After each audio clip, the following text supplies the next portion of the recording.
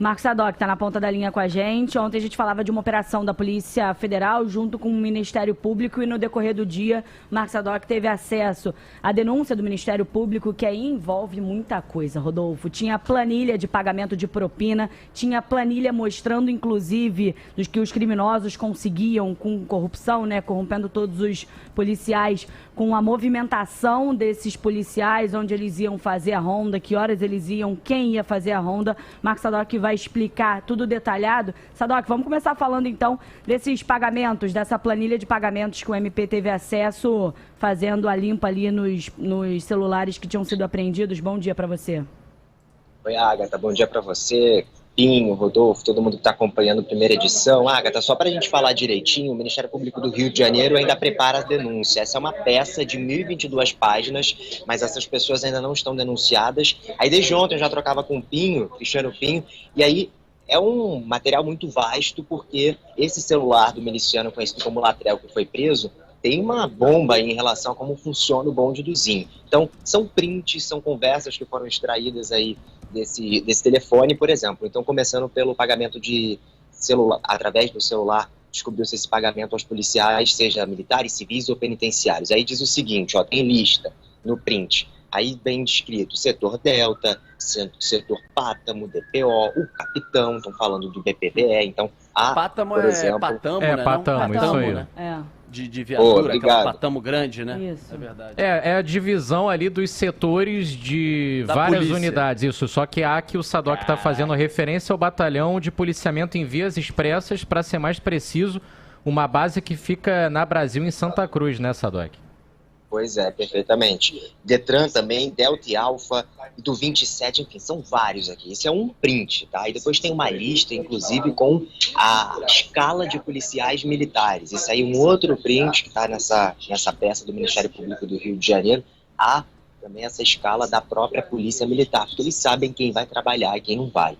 Ontem, a gente conversou com a promotora Roberta Laplace, que é responsável por essa ação, e deu um detalhe sobre justamente, Rodolfo, o uso dos agentes de segurança pública do Rio de Janeiro por parte da milícia. É isso que a gente ouviu ela falando. A milícia em pleno vapor em todas as suas vertentes, e três principais. Corrupção de agentes das forças de segurança, pagamento de propina, assim, aos baldes, com listas e listas, troca de mensagem por zap com um policial militar. Ah, e tal, passa aqui, me manda listagem. Mensagem. Outros tipos de listagem. Essa é uma frente, a outra frente de extorsão de comerciantes e moradores. Isso muito claro também. Listas e mais listas e mais listas. E também essa matança desenfreada dos rivais. Eles ficam o tempo inteiro trocando informações. Eles fazem assinatura de bancos de dados privados, por exemplo, para ter acesso a esses dados nossos que são vendidos online. Eles têm acesso à informação privilegiada por conta dos agentes que eles corrompem. Então, tem acesso a bancos de dados oficiais, tem acesso a fotografias oficiais de bancos de dados oficiais. Então, esses três pilares fazem a manutenção da organização criminosa de fato. Rodolfo, essa parte, então, pelo menos o que a gente consegue resumir agora para você sobre a corrupção policial, além, claro, a gente também já viu isso ontem, eles estão monitorando os cidadãos comuns também, usando toda essa tática da segurança pública, viu, Rodolfo? O que chamou a atenção também, Rodolfo, Sadoc e Agatha, foi a menção à Secretaria de Administração Penitenciária e à Polícia Civil como uma corrupção enraizada. Óbvio que a gente não está falando de todas as secretarias, mas de alguns agentes de segurança das forças estaduais. Tanto que ontem chamava a atenção, uma investigação do Ministério Público, operação contra a Milícia do Rio e a Polícia Federal envolvida, e quando a gente vai ler o documento, a própria promotoria do MP, ela pede para que a condução da investigação seja feita pela Polícia Federal por conta desses vários indícios de agentes de segurança corrompidos das polícias civil e militar, além do fato de já ser uma milícia com atuação interestadual. Então uniu o útil ao agradável nesse caso, usando aí o termo popular, uma corporação que seria, nesse momento, pelo menos, a que não está corrompida, com ferramentas adequadas para se investigar, e também ali já na atribuição dela, já que é uma quadrilha com ramificações para fora do estado do Rio de Janeiro. E pasmem, os criminosos tinham, Rodolfo, acesso a bancos de dados do governo do estado. O cara era preso O bonde do Zinho já tinha a foto dele com o cabelo raspado dentro da penitenciária. Saiu um alvará de soltura, ele já sabia, ó, fica ligado aí que o fulano saiu, hein? Pra ele não dar com a língua nos dentes se não entregar a gente. E por aí vai. Até acesso a banco de dados. Exato. Até pra pegar, por exemplo, ele saber que tem um rival saindo, e ele saindo você pode, como eles fizeram com o Jeromia, etc., matar. Agora, Sadoc, o que é impressionante, aliás, difícil dizer o que não é impressionante em tudo que está sendo levantado sobre a milícia nesses últimos dias, tem muita coisa impressionante. Aliás, um fato que você trouxe aqui em primeira mão também, Sadoc, que foi aquela apreensão numa operação contra a milícia de um veículo blindado, um carro forte, tipo um caveirão. Depois vocês podem trazer mais informações, mas eu vi que chegaram já à conclusão que foi trazido, comprado, negociado através de uma empresa de transporte de valores de Minas Gerais. Como? Vendeu? Não sabia que era para a milícia? Cadê os documentos? Como é que fez isso? Quem é a pessoa? É ligado à milícia? Vai ser preso o dono dessa empresa? Porque é um absurdo. Se abrir precedente para isso, meu amigo, e não punir realmente quem participou, olha a loucura que a gente está permitindo no Rio de Janeiro e no Brasil. Agora, voltando aqui aos PMs, veja, quando alguma facção, milícia, vamos pegar a milícia que é o caso aqui, invade uma comunidade e moradores entram em contato com a gente para dizer que eles tiveram a ajuda da polícia, seja no apoio, seja depois que eles tomaram no reforço na região, seja eventualmente numa omissão durante o fato que aconteceu. Olhando para essa lista de uma cacetada de policial no bolso dos caras, é uma ofensa aos policiais, ao que for, imaginar que os moradores estão com razão? Olha a lista, quanta gente de todos os setores possíveis e imagináveis dentro de um quartel. Por que não imaginar que numa hora como essa, recebendo dinheiro, eles não estão juntos? Por que não imaginar que quando a gente denuncia, fala, etc, e nada acontece, é porque o dinheiro está chegando no bolso? Por que não imaginar que quando não são presos e não são responsabilizados, é porque tem alguém dando guarida? Por que achar que alguém terá coragem, algum morador dessas regiões terá coragem de procurar uma autoridade policial olhando para uma situação como essa em que você tem lista desde policiais civis que investigam e policiais militares que flagram ou deveriam flagrar? No bolso dos milicianos, alguém vai ter coragem de dizer, vou lá botar a cara para denunciar e tentar fazer com que essa quadrilha seja desarticulada.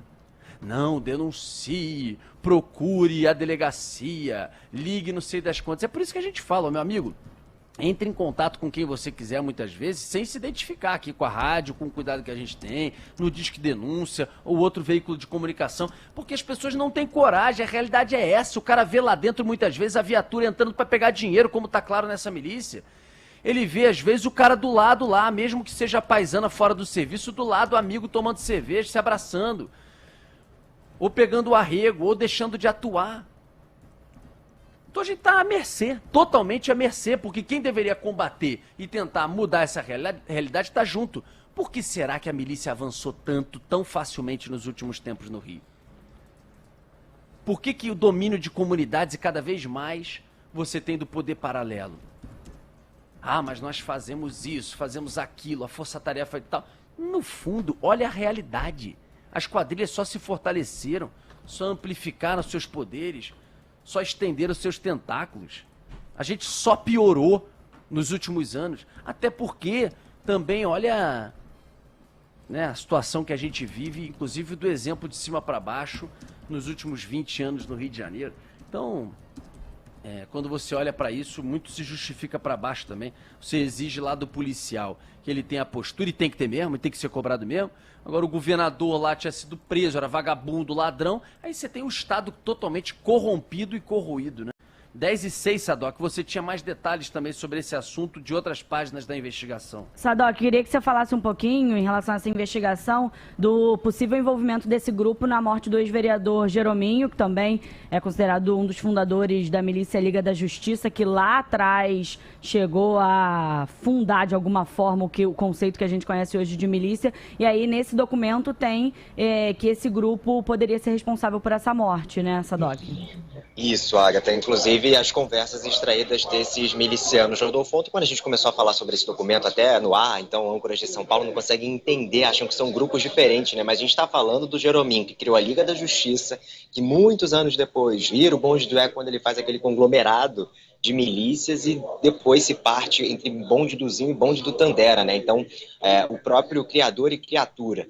Fato é, então, que é preciso também deixar separado aqui, Rodolfo, que a investigação da morte do Jerominho está a cargo da DH, mas a investigação do Ministério Público do Rio, do GAECO, chegou até esse fato porque as conversas extraídas do celular dão conta da morte do Jerominho, pelo menos da disputa ali entre Jerominho e o bonde do Zinho. O que fica claro nesses prints? Primeiro ponto, que eles monitoravam tanto o Jerominho quanto o Natalino, também estavam acompanhando a retomada dele para os negócios, estava incomodando muito. Havia a informação de que eles queriam matar o Zinho ou então sequestrar a filha dele. Por isso, houve também uma série de ações da própria milícia contra o Jerominho. Isso tudo está destacado entre as 1000 páginas com esses prints ali.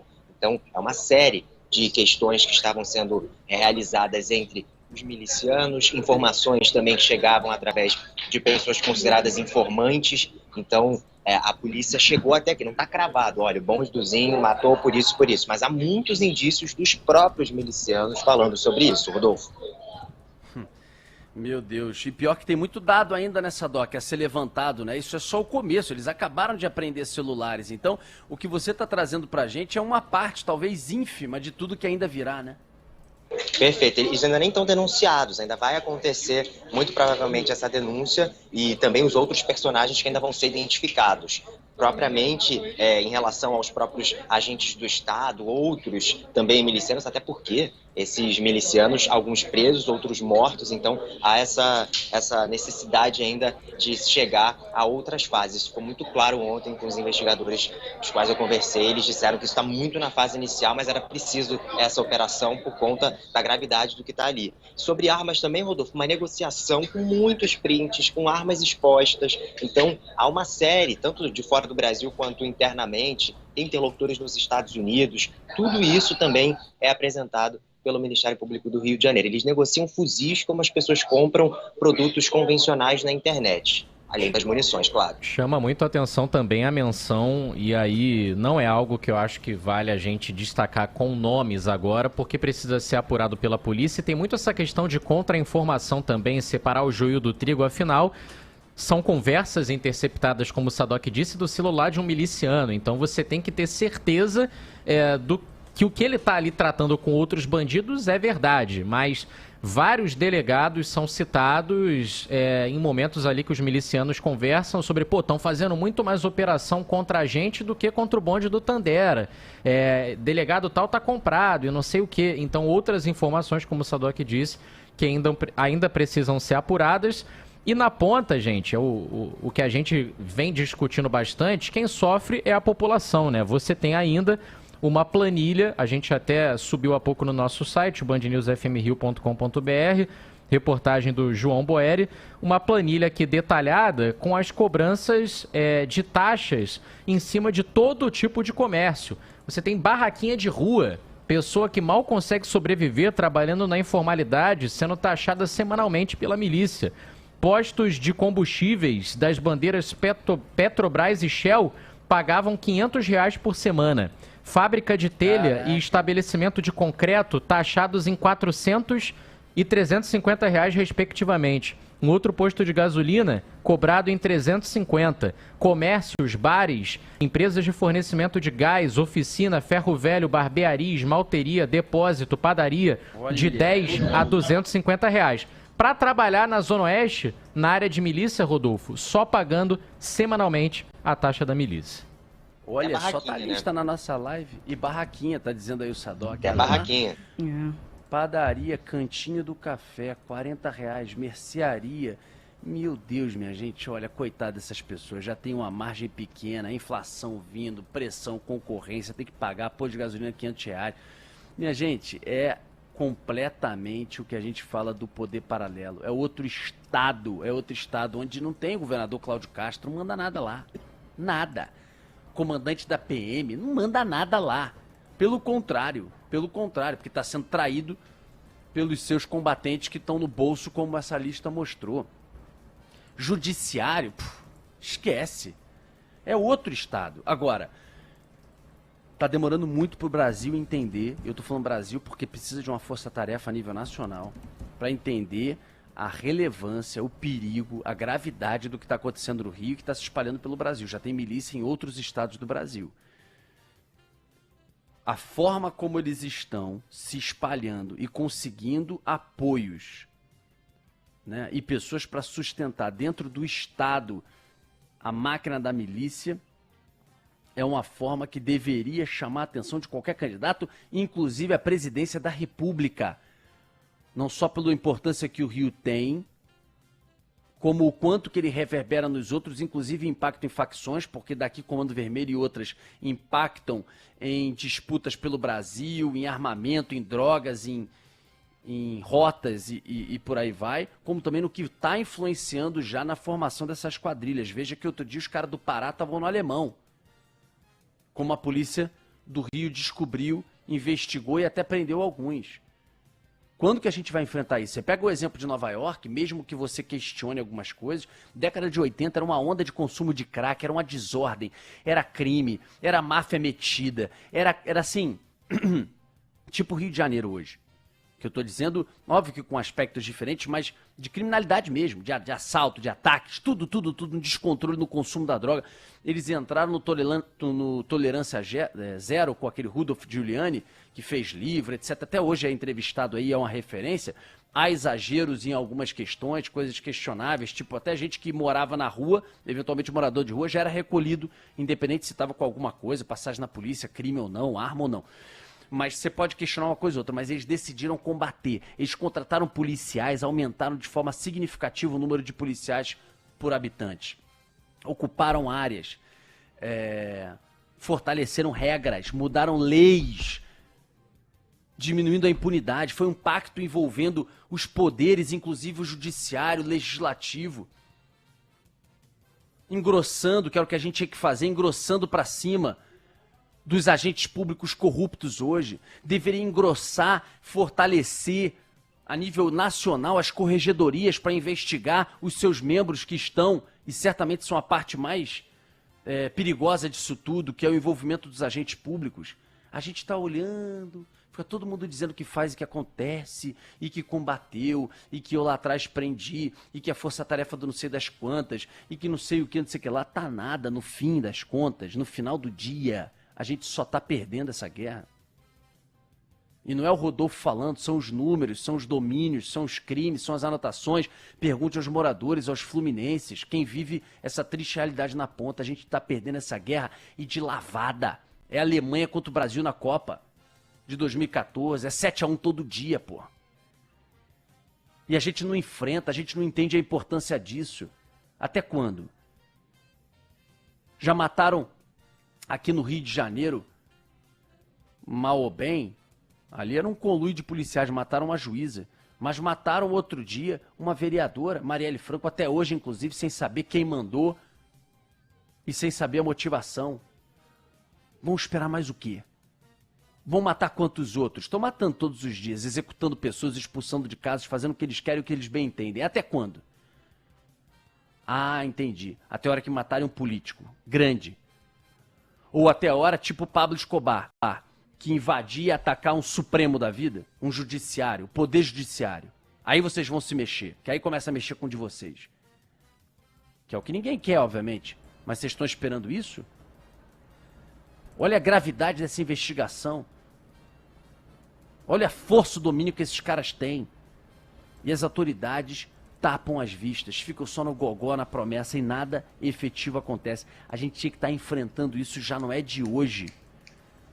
Já não é de hoje. E como política, tipo Tolerância Zero, política de Estado, que não pode entrar e sair político e dizer que não concorda e mudar, não. Tem que estabelecer, fazer um pacto, por isso que os outros poderes são fundamentais, porque se muda eventualmente o governante e você tem uma pressão da sociedade civil, judiciária, etc., dizendo, ô, meu irmão, tudo bem, você pensa diferente do governante anterior, mas isso aqui, ó, todo mundo chancelou.